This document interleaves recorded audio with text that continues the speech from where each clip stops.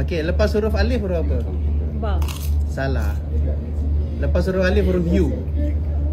Alif, you. Alif U, thank you. Dalam banyak-banyak bahagian tubuh badan kita, bahagian mana yang saiz dia salah? What?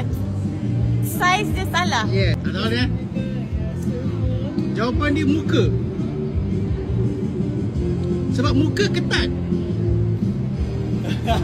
Kalau ketat, kenapa tak tukar saiz kan? Tukarlah saya yang longgar sikit. Gila apa yang jauh-jauh ni, Zam? Kita ada banyak makcik kan? Kita ada Mak Long, Mak Ngah, Mak Usu, Mak Tam. Dah ada banyak-banyak makcik. Makcik mana yang tak payah pakai perfume? Makcik bawang. Bukan. Makcik bawang yang kena pakai perfume. Sebab bau. Oh, alamak, tak tahulah. Tak tahu Makcik yang tak payah pakai perfume adalah Mak Lang. Kenapa Mak Lang? Mak Lang tak berbau.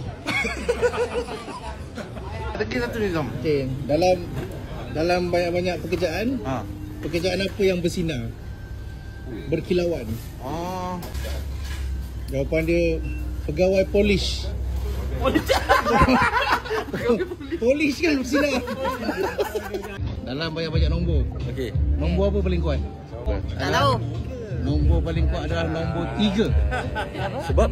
Sebab kalau masa kita nombor 3. Masa kita kecil-kecil dulu, kalau kita nak berlari, kita akan sebut 1, 2, 3. Yang paling kuat 3 tu. Tolong siapa-siapa pukul dia. Dekat rumah ada penapis air tak? Apa tak ada pula? Ada. Okay, kenapa penapis air tu design dia cantik?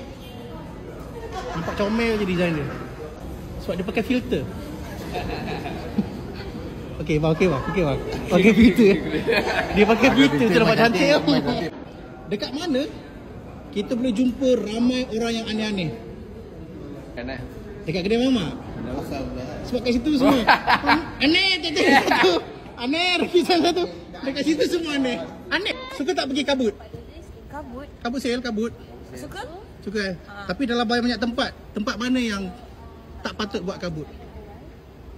Tak patut buat kabut. Yang tak boleh lah, tak boleh buat kabut. Tak tahu? Dekat Kelang. Kenapa? Takut jadi kelang kabut. Kelang kabut. Okay Mama. Okay, dalam banyak-banyak buah. Buah apa yang menyusahkan? Buah menyusahkan? Buah ni memang menyusahkan betul lah. Oh, menyusahkan. Dah lah buah kau lah tu. Bukan. Jawapan dia buah tangan. Apa sih menyusahkan buah tangan? Kan kalau kita buat buah tangan, bagi kat orang cakap apa? Jangan lah. Alah, susah-susah je. Tuan mana kat mana? Susah tu. Susah-susah je. Cikgu menyesal lah mengajar orang.